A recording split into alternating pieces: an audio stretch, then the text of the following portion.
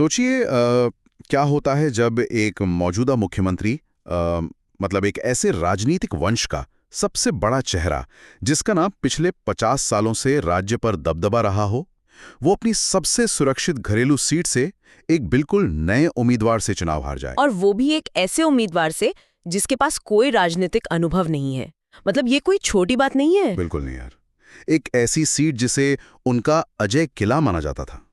तो आज की हमारी इस विस्तृत चर्चा में हम 4 और 5 मई 2026 को सामने आए तमिलनाडु विधानसभा चुनाव के उन नतीजों को डिकोड कर रहे हैं जिन्होंने भारतीय राजनीति के जो स्थापित नियम थे ना, उन्हें एकदम ताड़-ताड़ कर दिया है। देखिए, ये सिर्फ एक चुनाव के नतीजे नहीं है।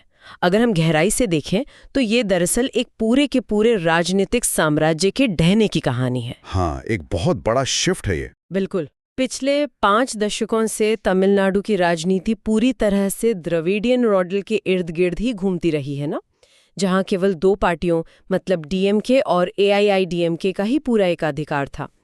हमारे सामने आज चुनाव आयोग के विस्तृत आंकड़े हैं, कई न्यूज़ रिपोर्ट्स हैं और इस बदलाव का एनालिसिस करने वाले कुछ रिसर्च आर्टिकल्स का पूरा स्टैक मौजूद है। तो डेटा की कोई कमी नहीं है हमारे पास। ये एकदम सही। और हम इन्हीं सोर्सेज के जरिए ये समझने की कोशिश करेंगे कि सत्ता का ये जो गुरुत्वाकर्षण है वो अचानक कैसे बदल गया। और इससे पहले कि हम इस घटनाक्रम की परतों को उधेड़ना शुरू करें, मैं एक बात पूरी तरह से स्पष्ट कर देना चाहता हूँ। हमारी इस चर्चा का जो उद्देश्य है वो किसी भी राजनीतिक विचारधारा, चाहे वो वामपंथी हो या दक्षिणपंथी या मध्यमार्गी, उसका समर्थन या विरोध करना नहीं है। बिल्कुल, हम कोई पक्ष नहीं ले रहे हैं। हाँ, हम यहाँ पूरी तरह से निष्पक्ष होकर एक केस स्टडी के रूप में ये जांच रहे हैं कि मतदाता व्यवहार, जमीनी संगठन और एंटी इनकम्बेंसी का ऐसा क्या मिश्रण तैयार हुआ जिसने ये ऐतिहासिक उलटफेर कर दिया। तो चलिए सबसे पहले उन आंकड़ों को देखते हैं जो इस 50 साल के इतिहास के टूटने की गवाही दे रहे हैं। हाँ, डेटा पर आना बहुत जरूरी है। तो आंकड़े ये कहते हैं कि अभिनेता से राजनेता बने विजय और उनकी नई पार्टी तमिलगा वेत्री कड़गम यानी टीवी के 234 सीटों वाली विधानसभा में 107 से 108 सीटें जीत ली हैं। ये एक बहुत बड़ा नंबर है किसी नई पार्टी के लिए। बाप रे, बिल्कुल। और जो सत्ताधारी डीएमके है वो महज 60 से 73 सीटों पर सिमट गई है और एआईडीएमके तो 46 से 53 सीटों के साथ बहुत पीछे तीसरे स्थान पर संघर्ष कर रही है। इन आंकड़ों में जो बात सबसे ज्यादा ध्यान खींचती है ना, वो केवल टीवीके की जीत नहीं है, बल्कि जो पारंपरिक दिग्गज हैं उनकी हार का पैमाना है। मतलब मुख्यमंत्री एमके स्टालिन का कोलाथुर सीट से हारना इस पूरे चुनाव का सबसे बड़ा प्रतीक बन गया है। कोलाथुर सीट मतलब सच में? हाँ, कोलाथुर कोई साधारण सीट नहीं है।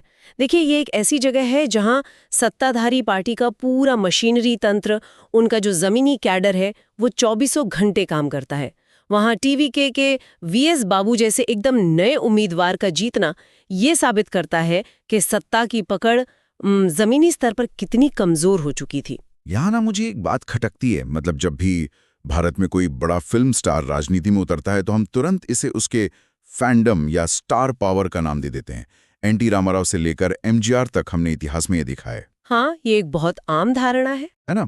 और विजय ने अपनी व्यक्तिगत लोकप्रियता के बल पर पेराम्बोर और त्रिची ईस्ट दोनों सीटों से शानदार जीत दर्ज की है। तो अगर मैं एक बाहरी व्यक्ति के नजरिए से देखूं तो ये सवाल उठना लाजमी है कि क्या तमिलनाडु के लोगों ने सिर्फ अपने पसंदीदा सुपरस्टार को वोट दिया है? क्या ये 108 सीटों का आंकड़ा सिर्फ एक सिनेमाई दीवानगी का नतीजा है? ये कुछ ऐसा है जैसे कोई नया टेक स्टार्टअप रातों रात 50 साल पुरानी फॉर्च्यून 500 कंपनियों को दिवालिया कर दे। आपका ये स्टार्टअप वाला एनालॉजी बहुत दिलचस्प है, लेकिन अगर हम इसे सिर्फ फैंडम मान लेंगे ना, तो हम इस चुनाव की जो सबसे गहरी राजनीतिक मैकेनिज्म है उसे मिस कर देंगे। अच्छा, वो कैसे? देखिए, प्रशंसकों की भीड़ रैलियों में शोर मचा सकती है, लेकिन वो 108 सीटें नहीं जिता सकती। चुनाव जीतने के लिए बूथ स्तर पर प्रबंधन चाहिए होता है। इस चुनाव में जो हुआ उसे समझने के लिए हमें उस शांत लहर यानी साइलेंट वेव को समझना होगा। साइलेंट वेव मतलब लोग चुपचाप बदलाव चाह रहे थे। बिल्कुल। डीएमके और एआईडीएमके की राजनीतिक विरासत को ना एक विशाल 50 साल पुराने बरगद के पेड़ की तरह देखिए। बाहर से देखने पर इसकी जड़ें बहुत मजबूत लगती थीं, लेकिन शहरी बुनियादी ढांचे के चरमराने, बार बार आने वाली बाढ़ और स्थानीय स्तर पर भ्रष्टाचार और जो रोजमर्रा के प्रशासन में लोगों की अनदेखी हुई है ना, उसने इन जड़ों में दीमक का काम किया। तो अंदर से सिस्टम खोखला हो रहा था। एकदम सही। टीवीके ने इस पेड़ को नहीं काटा, वो सिर्फ एक तेज हवा की तरह आए और वो पेड़ जो अंदर से खोखला हो चुका था वो गिर गया। मतदाता सड़कों पर उतरकर कोई बड़ा विरोध नहीं कर रहा था, वो बस चुपचाप पोलिंग बूथ पर गया और उसने अपना गुस्सा ईवीएम पर निकाल दिया। ये दीमक वाला रूपक बहुत सटीक बैठता है। क्योंकि अक्सर जो कैरियर राजनेता होते हैं ना, वे अपने इको चेंबर में इतने कैद होते हैं कि उन्हें रैलियों के शोर के अलावा ये शांत लहर सुनाई ही नहीं देती। हाँ, उन्हें लगता है सब ठीक चल रहा है। लेकिन दशकों से मतदाता इसी ढांचे में वोट कर रहे थे ना। मतलब अगर किसी को डीएमके पसंद नहीं थी तो वो एआईडीएमके को वोट दे देता था। एक पेंडुलम की तरह ये पूरी व्यवस्था चल रही थी। तो ऐसा क्या हुआ कि दशकों बाद एक तीसरा विकल्प अचानक इतना प्रासंगिक हो गया? ये एक बहुत ही जटिल प्रक्रिया है। दशकों तक तमिलनाडु में कोई थर्ड पोल यानी तीसरा विकल्प इसलिए नहीं पनप सका क्योंकि जो द्रविडियन पार्टियां थीं उनका जमीनी कैडर सिस्टम बहुत ज्यादा मजबूत था। मतलब हर गली मोहल्ले में उनके लोग थे? हाँ, हर वार्ड, हर मोहल्ले में इनका एक स्थानीय नेता होता था जो लोगों के राशन कार्ड बनवाने से लेकर स्ट्रीट लाइट ठीक करवाने तक का सारा काम करता था। ये एक तरह का राजनीतिक बिजनेस मॉडल था। समझ गया। लेकिन समय के साथ यही वार्ड स्तर का नेतृत्व भ्रष्टाचार का केंद्र बन गया। वही कैडर जो पहले मदद करता था वो अब वसूली करने लगा और टीवीके ने इसी सिस्टम को बाईपास किया। बाईपास किया मतलब उन्होंने अपना कैडर नहीं बनाया? उन्होंने जनता के सामने खुद को उस पुराने तंत्र से पूरी तरह एक क्लीन विकल्प के रूप में रखा और इसमें सबसे बड़ा हथियार बनी जेन ज़ेड और पहली बार वोट देने वालों की नई पीढ़ी। अरे हाँ, इस पीढ़ी की मानसिकता को समझना बहुत दिलचस्प है। आज का जो युवा है जो पहली या दूसरी बार वोट डाल रहा है, उसने 1960 के दशक का वो द्रविडियन आंदोलन तो देखा नहीं है। बिल्कुल, उनके लिए वो सिर्फ इतिहास की किताबों में है। वही तो, उसके लिए उस ऐतिहासिक विरासत की प्रासंगिकता वैसी नहीं है जैसी पिछली पीढ़ियों के लिए थी। उसे आज चेन्नई के ट्रैफिक, रोजगार के अवसरों और एक पारदर्शी शासन प्रणाली से मतलब है। तो टीवीके ने ऐसा क्या किया कि वे इस युवा पीढ़ी के साथ इतनी जल्दी जुड़ गए, वो भी बिना उस पारंपरिक कैडर के? उन्होंने ना पुराने राजनीतिक विमर्श को पूरी तरह से नकार दिया। पारंपरिक पार्टियां आज भी अतीत के गौरव और ऐतिहासिक संघर्षों के इर्द गिर्द अपनी राजनीति बुन रही थीं। वही पुरानी बातें। हाँ, जबकि टीवीके ने डिजिटल नेटवर्क्स और हाइपर लोकल संचार का इस्तेमाल करके सीधे युवाओं की आज की जो समस्याएं हैं उन पर बात की। जब आप ऐतिहासिक विरासत का इस्तेमाल केवल अपनी सत्ता और परिवारवाद को सही ठहराने के लिए करने लगते हैं ना, तो नया मतदाता उस विरासत से खुद को काट लेता है। ये बहुत बड़ी बात कही है आपने। और इसका सबूत देखिए, चेन्नई क्षेत्र की 37 में से 31 सीटों पर टीवीके की जीत इसी बात का प्रमाण है। चेन्नई जो डीएमके का सबसे अभेद्य किला माना जाता था, वहां के शहरी, पढ़े लिखे और कामकाजी वर्ग ने पुराने मॉडल को पूरी तरह से रिजेक्ट कर दिया। और इसी रिजेक्शन का ना एक सबसे बेहतरीन उदाहरण हमारे सोर्सेज में विरुगंबकम सीट का है। हाँ। जब मैंने इस सीट के बारे में पढ़ा तो मुझे ये पूरी कहानी का सबसे प्रभावशाली हिस्सा लगा। हाँ, वो किस्सा वाकई बहुत खास है। मतलब एक तरफ ऐसे उम्मीदवार हैं जिनके पास करोड़ों रुपए का फंड है, बाहुबल है और पीढ़ियों का राजनीतिक रसूख है, और दूसरी तरफ टीवीके ने विजय के अपने ड्राइवर के बेटे को वहां से टिकट दे दिया। और चौंकाने वाली बात यह है कि वो चुनाव जीत भी गया। यही तो मैं सोच रहा था, ये हुआ कैसे? एक ड्राइवर का बेटा बिना उस पारंपरिक मशीनरी के इन बड़े दिग्गजों को कैसे हरा सकता है? यहीं पर टीवीके ने उस पुराने पॉलिटिकल बिजनेस मॉडल को तोड़ा है। पारंपरिक चुनावों में जीत का आधार हमेशा वोटर मैनेजमेंट होता है, जिसमें बहुत पैसा खर्च होता है। शराब, पैसा, ये सब बटता है। बिल्कुल, लेकिन जब आप एक ड्राइवर के बेटे को टिकट देते हैं ना, तो आप जनता को एक मनोवैज्ञानिक संदेश दे रहे होते हैं। आप कह रहे हैं कि हम आप में से ही एक हैं। तो ये सिर्फ एक पीआर स्टंट नहीं था? नहीं, ये कोई पीआर स्टंट नहीं था, बल्कि इसने जमीनी स्तर पर एक ऐसा भावनात्मक जुड़ाव पैदा किया जिसे आप पैसे या बाहुबल से नहीं खरीद सकते। लोगों ने उस उम्मीदवार को अपनी ही तरह एक आम इंसान के रूप में देखा, जो सत्ता के अहंकार से लड़ रहा था। और बिना बड़े बैनरों के वो लोगों तक पहुंचे कैसे? स्थानीय स्तर पर व्हाट्सएप ग्रुप्स और छोटे छोटे क्राउड फंडिंग कैंपेन्स ने उन महंगी रैलियों और बड़े बड़े होर्डिंग्स को पूरी तरह मात दे दी। कमाल है। ये एक तरह से मतदाताओं का ये कहना है कि हम एक ऐसे व्यक्ति को चुनेंगे जिसके पास भले कोई अनुभव ना हो, बजाय उसके जिसका अनुभव ही हमारे शोषण का कारण बन गया है। एकदम सही। लोग क्लीन स्लेट को तरजीह दे रहे हैं। लेकिन यहाँ ना इस पूरी कहानी का एक बहुत बड़ा विरोधाभास खड़ा हो जाता है। एक बाहरी व्यक्ति के इस तरह के क्लीन स्वीप ने उनके लिए ही एक बहुत बड़ा गणितीय दुस्वप्न पैदा कर दिया है। आप जादुई आंकड़े की बात कर रहे हैं ना? हाँ, 234 सीटों की विधानसभा में सरकार बनाने के लिए जादुई आंकड़ा 118 का है और टीवीके के पास 107 या 108 सीटें हैं। इसका सीधा सा मतलब है कि पुरानी व्यवस्था को खत्म करने के चक्कर में उन्होंने त्रिशंकु विधानसभा यानी हैंग असेंबली की स्थिति पैदा कर दी है। ये एक बहुत ही क्रिटिकल मोड है इस चुनाव का। वही ना, अब मंजिल के इतने करीब होकर भी वे सत्ता से दूर हैं। देखिए, राजनीति में वैचारिक लड़ाई जीतना एक बात है, लेकिन विधानसभा के फ्लोर पर बहुमत साबित करने का जो गणित है ना, वो बिल्कुल अलग नियमों पर चलता है। 118 का आंकड़ा छूने के लिए टीवीके को गठबंधन की उसी दलदल में उतरना होगा जिसके खिलाफ उन्होंने ये पूरा चुनाव लड़ा था। तो अब उनके पास ऑप्शंस क्या हैं? हमारे पास जो विश्लेषण है उनके आधार पर मुख्य रूप से 3 परिदृश्य या सिनेरियो सामने आते हैं। पहला ये कि वे उन छोटे दलों को अपनी ओर खींचें जो वर्तमान में डीएमके के गठबंधन का हिस्सा है, जैसे कि कांग्रेस या वामपंथी दल। लेकिन अगर टीवीके डीएमके के मौजूदा सहयोगियों को तोड़कर अपने साथ लाती है, तो क्या ये मतदाताओं की नजर में एक तरह का धोखा नहीं होगा?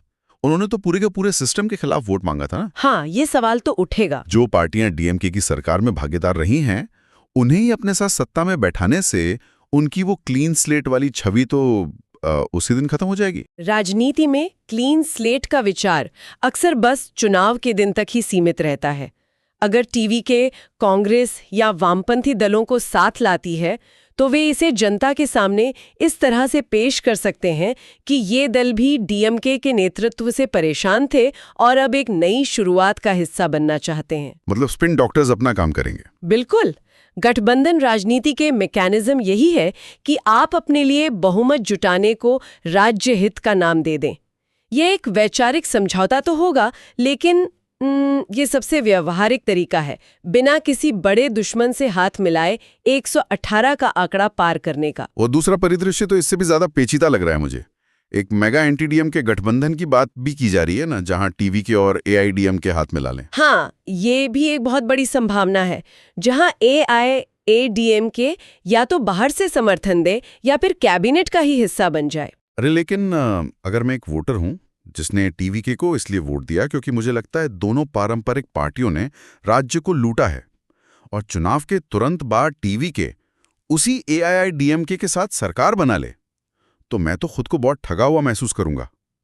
इस बड़े विरोधाभास को वो कैसे सुलझाएंगे? इस तरह के गठबंधन को समझना राजनीति के सबसे गहरे और निर्मम यथार्थ को समझना है।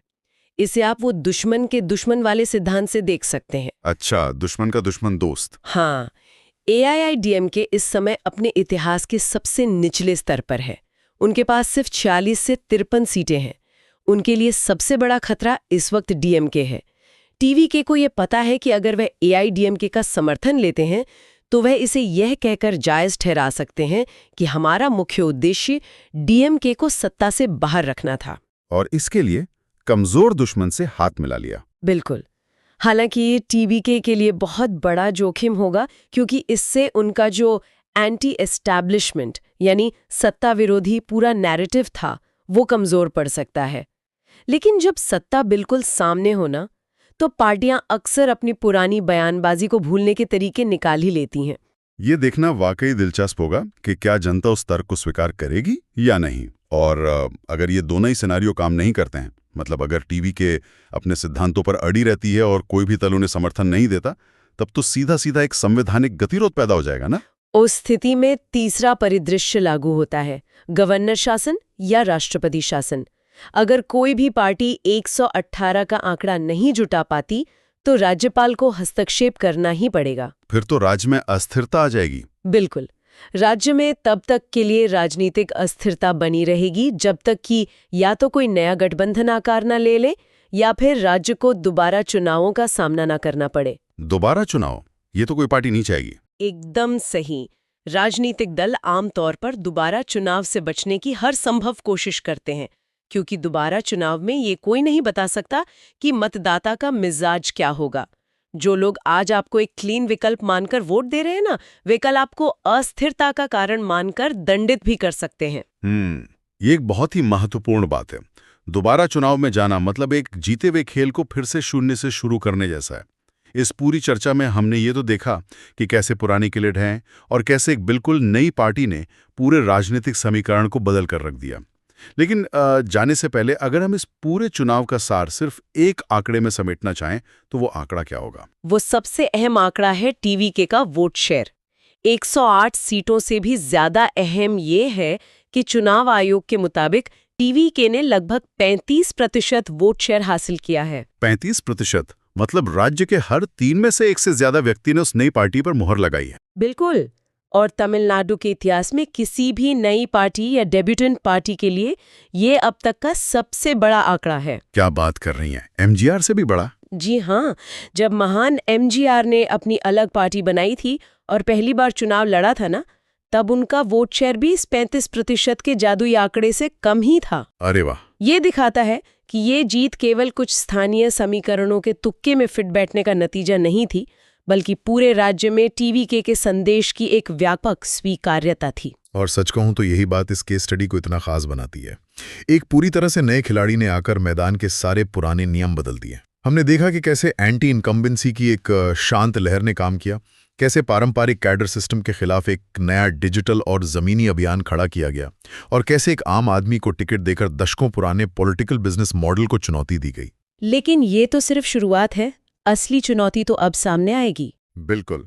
श्रोताओं के लिए अब सोचने का विषय ये है, और ये एक ऐसा सवाल है जो इस पूरी घटना को एक नए चश्मे से देखने पर मजबूर करता है, कि चुनाव जीतना तो एक कविता लिखने जैसा होता है, लेकिन सरकार चलाना ना गद्य यानी प्रोज लिखने जैसा होता है। बहुत सही कहा आपने। एक सुपरस्टार की लोकप्रियता और क्लीन स्लेट की छवि आपको 108 सीटें तो दिला सकती है, लेकिन एक पूरे राज्य का प्रशासन चलाना, उसकी अर्थव्यवस्था को संभालना, नौकरशाही से काम निकलवाना और इस गठबंधन की उलझी हुई डोरियों को सुलझाना, क्या वो एक फैन क्लब को चलाने या एक सफल चुनावी अभियान चलाने से बिल्कुल अलग अनुभव नहीं होगा? जमीन आसमान का फर्क है दोनों में। क्या असली राजनीतिक परीक्षा अब उस दिन से शुरू नहीं होती जब आप सत्ता की कुर्सी पर बैठते हैं और आपको हर दिन उन लोगों के लिए काम करना होता है जिन्होंने इतिहास को दरकिनार करके आप पर इतना बड़ा भरोसा किया है? इस सवाल का जवाब तो आने वाला समय ही देगा। श्रोताओं के लिए ये सोचने का विषय है कि इस विषय पर और गहराई से पढ़ें, अलग अलग लेखों और विश्लेषणों को देखें और खुद ये विचार करें कि इस बड़े बदलाव का भारतीय राजनीति के भविष्य पर क्या असर होगा। आज की इस विस्तृत चर्चा में बस इतना ही।